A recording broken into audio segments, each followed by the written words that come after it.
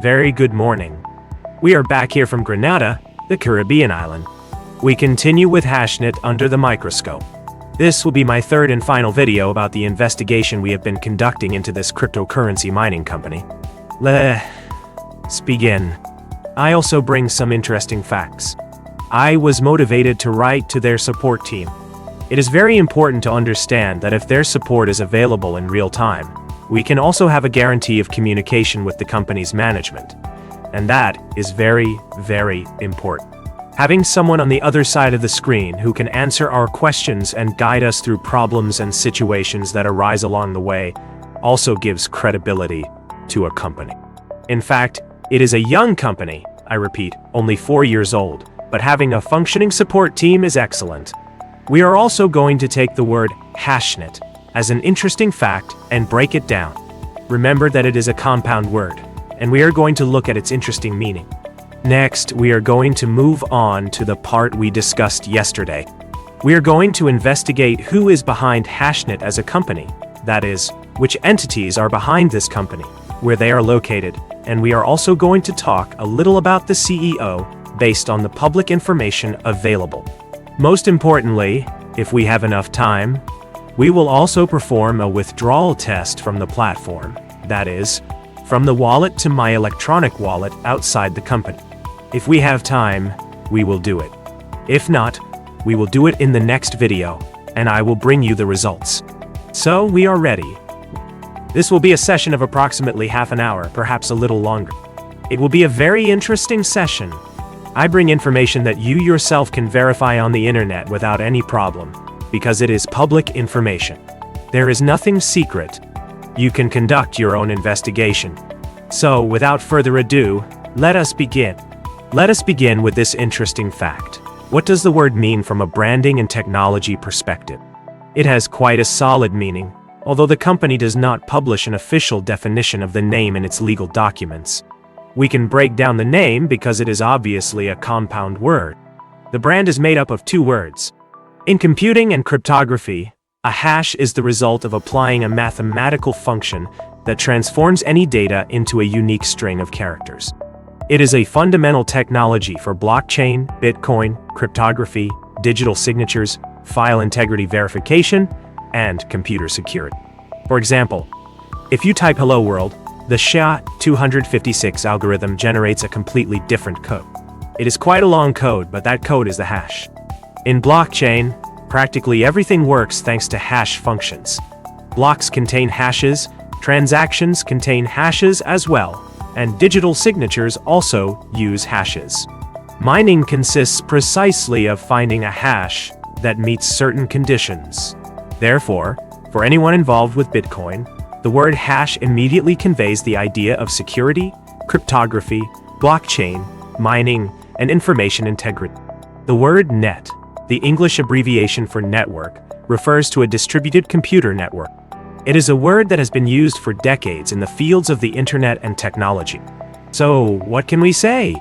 Hash plus net equals a network of hashes, or more naturally, a cryptographic network, that is, a mining network based on hash functions. From a branding perspective, if I were a brand consultant, I would interpret Hashnet as a technological network based on cryptography and blockchain. It is a short, easy to remember, international name that is closely related to Bitcoin, and I believe it conveys its technological essence. Does this name make sense for a mining company? Absolutely. Bitcoin mining depends directly on computing power to generate hashes using the SHA-256 algorithm. In fact, mining power is measured in terahashes or petahashes. Hashes per second are the standard measurement. The entire mining industry constantly talks about hashes. When a company says it has, for example, 8.2 hashes per second, it means exactly that. Therefore, the name hash is very consistent with a company dedicated to mining and blockchain. I have no doubt about it, and I believe that name is very well positioned for the company we are analyzing. Secondly, I took the liberty of writing to the support team this very morning to have one more argument for this video. I wrote to support at 8:57 this morning, local daylight saving time. Remember that we are on a Caribbean island. It was 8:57 in the morning. I wrote, "Good morning. I want to know if support is available every day in real time." In other words, good morning. I would like to know whether support is available in real time. To my surprise, around 10:00 in the morning, roughly 2 hours later, I received a reply. A lady named Irene from the support team wrote, "Kind regards. Thank you for writing to us. Thank you for staying in contact with us. How can I assist you today? Kind regards, Irene. Support team, Naomi." So, everyone, the support really works. I have no doubt that these people are monitoring everything 24/7. Those who may need to write to them at some point can do so by email. The email address is right there. I'll show it to you. You can also find it on the website. support@hashnet.ai. Mail to support@hashnet. Perfect. You can verify it yourself. Now let's continue. There is less than a minute left before my withdrawal becomes available for transactions because, while we are recording this video, I am in my wallet. Remember that yesterday I activated my BTC withdrawal to make the transaction and complete a withdrawal. Although I know this is not relevant, it gives you an idea that my wallet continues to work perfectly. We are now at 0.000044 BTC, equivalent to $2.87. Yesterday it was around $2.60, and now we are at $2.87, close to $3. My current commission remains there. People continue joining our network. We welcome them and thank them, and we are confident that together we will build a great team. I am making an invitation from here for you to join our Border Family team, where you will receive 24/7 support. We are also going to reward you with a bonus. I don't want to talk about that right now, but just so you have an idea, we have an artificial intelligence system that we are going to activate again with new resources. Everyone who becomes part of this team will receive bonuses so that this artificial intelligence can help them with many tasks that you normally do not have time to perform.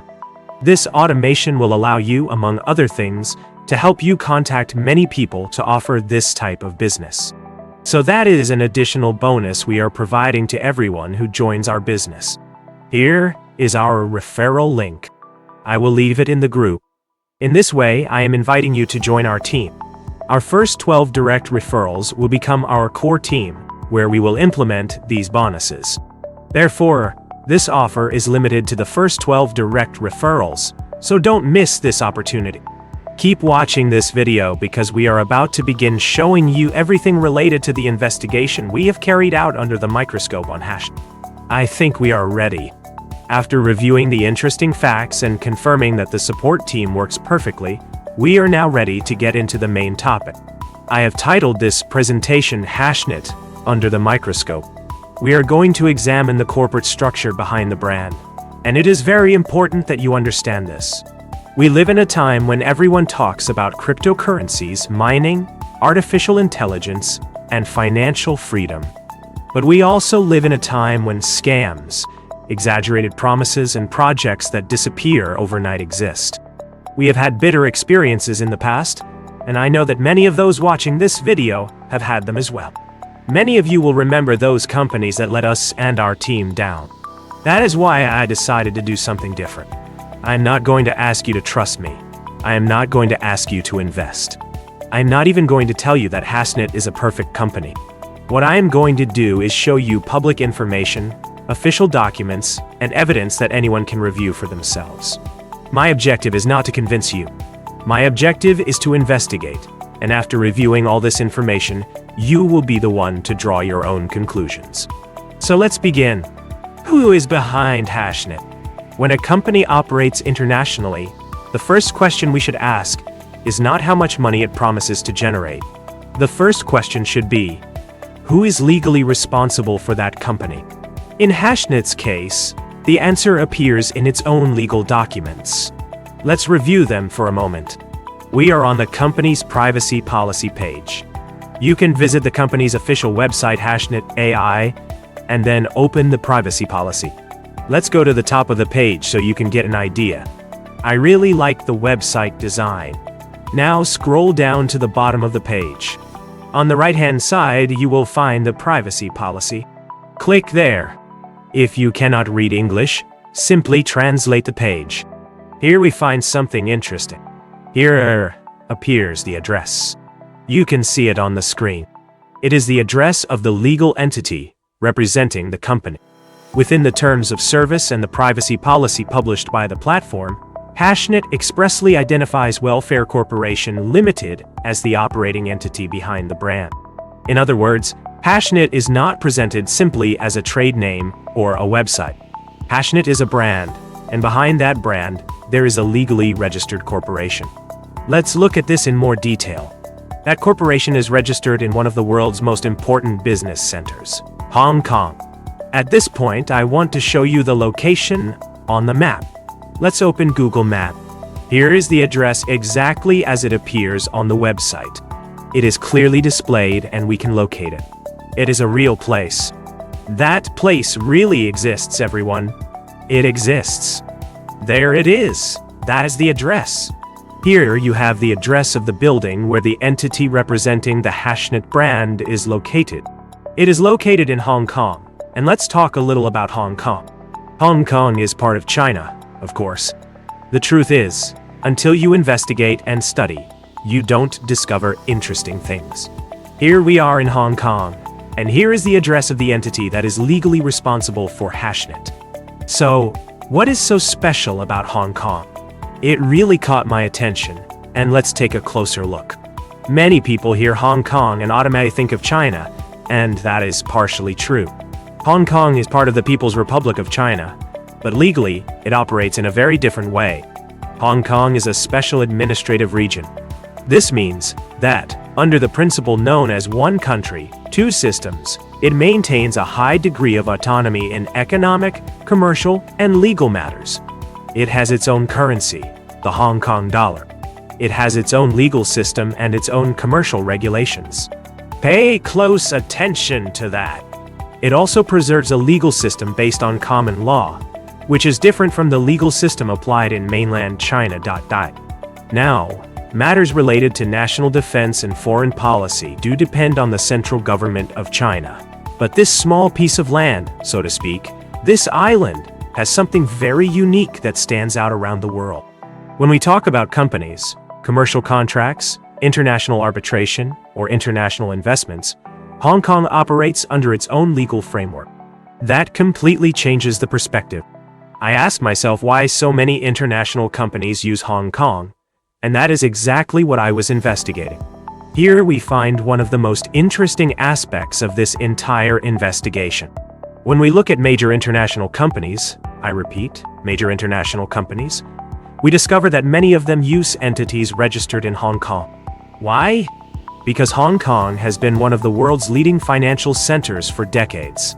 Its strategic location connects Asia with Europe, the Americas, and the rest of the world. It has a highly developed financial system, professionals specialized in international trade, allows the free movement of capital, has a relatively simple tax system, and offers a business environment widely recognized by investors, banks, and international companies. However, there is another even more important factor. The common law legal system used in Hong Kong is widely recognized by international companies. This means that lawyers, judges, arbitrators, and companies from many different countries clearly understand how contracts governed by this legal system operate. Whether you like it or not, this creates confidence for those doing business internationally. Now let's talk a little about international arbitration.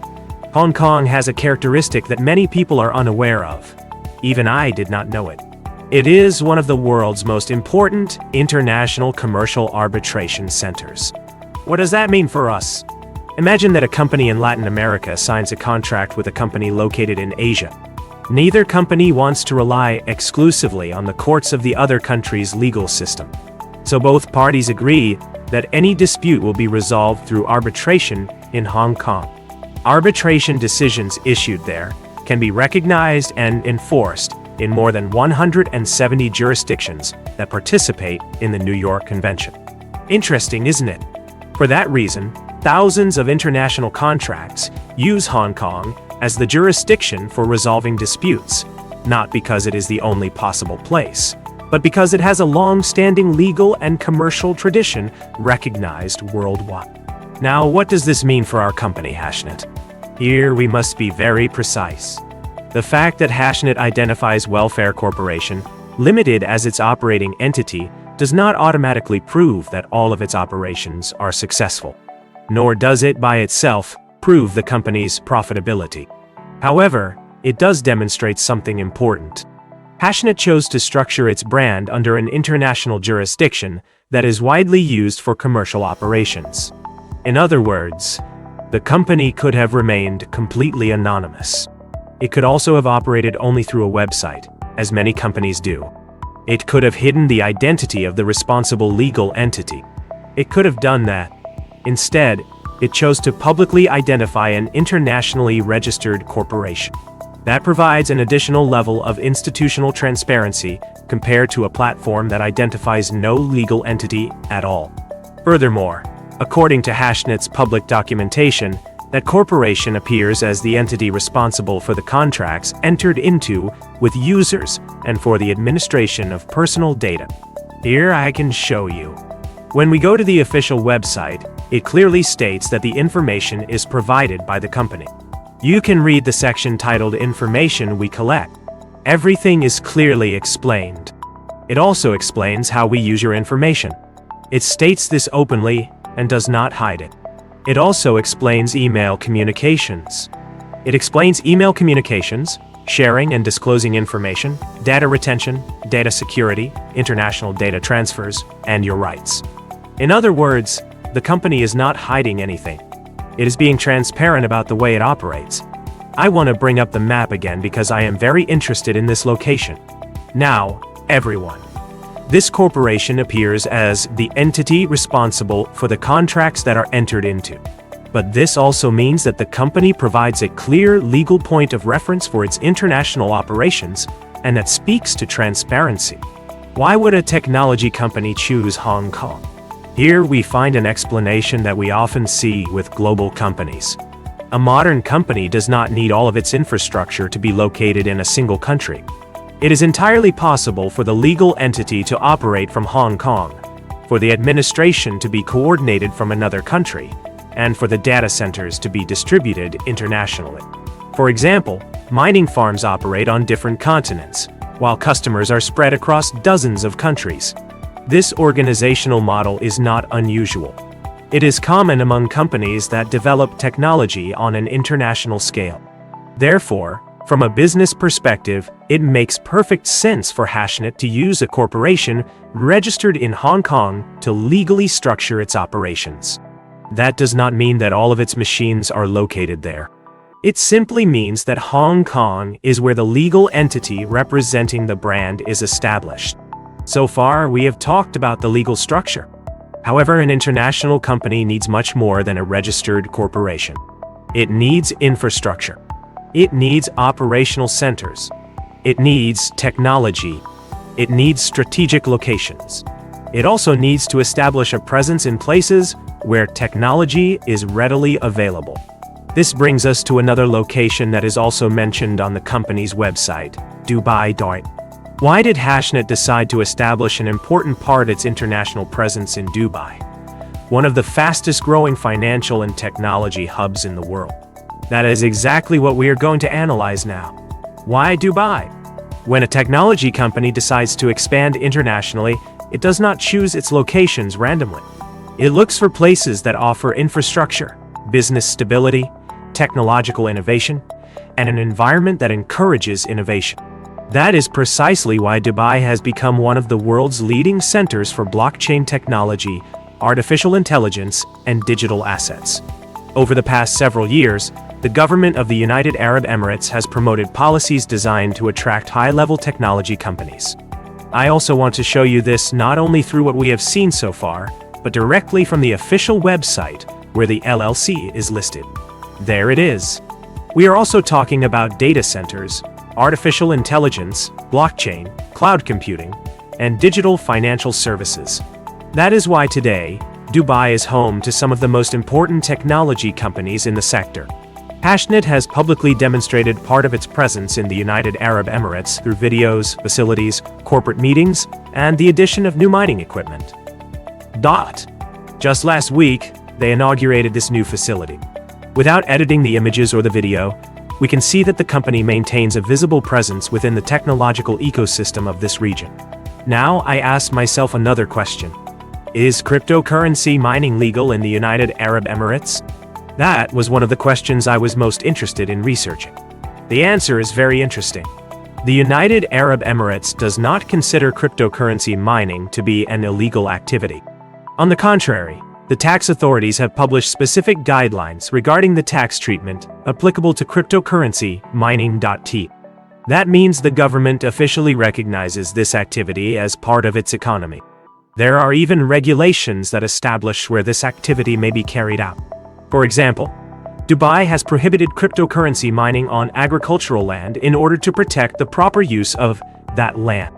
This does not mean that cryptocurrency mining is completely prohibited.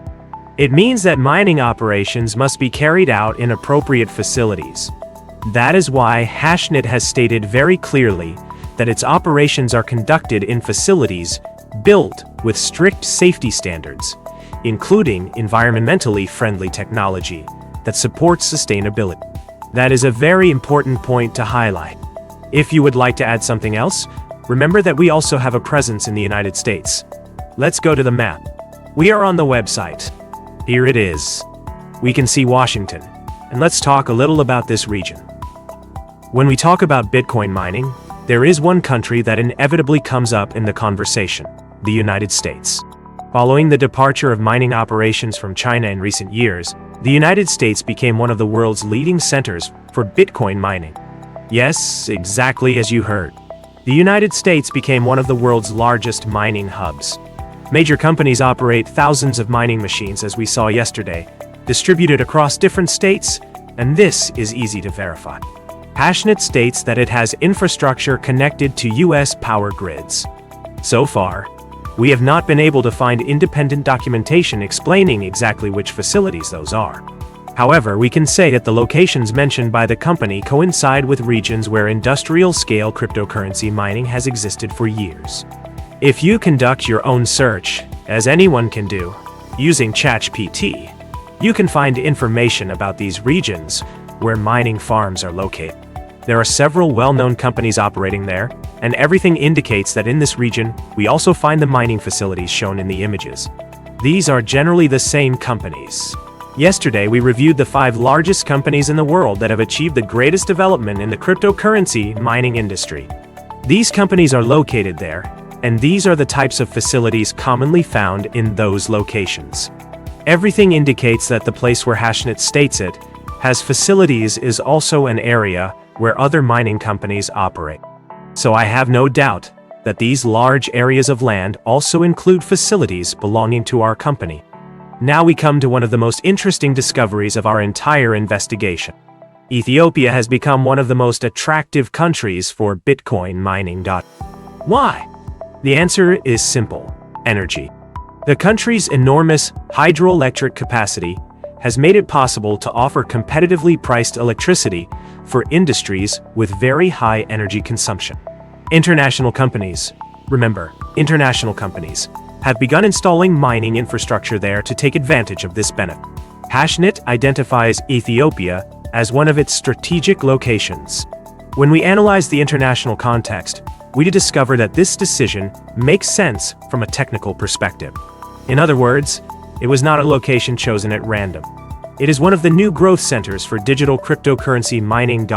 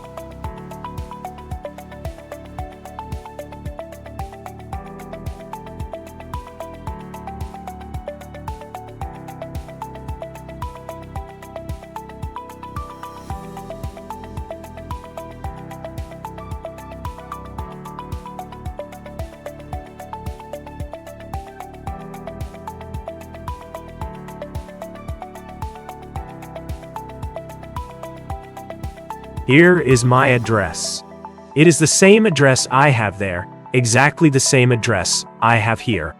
Now I am going to make a withdrawal. It asks for my password and the 2FA. Version 1.5 is already set up. I only need to open Google Authenticator. Enter my password, 5.98, 0.41. Click Confirm. The payment request has been submitted. Here it appears in the history as processing. I have just made a real-time withdrawal for all of you. So, it is approximately $8. It is currently being processed. So, family, I will show you the results in a screenshot when they become available. In other words, once it is available in Trust Wallet, this process has to be completed step by step. It has to go through a verification process, perhaps up to 12 verifications depending on the blockchain network.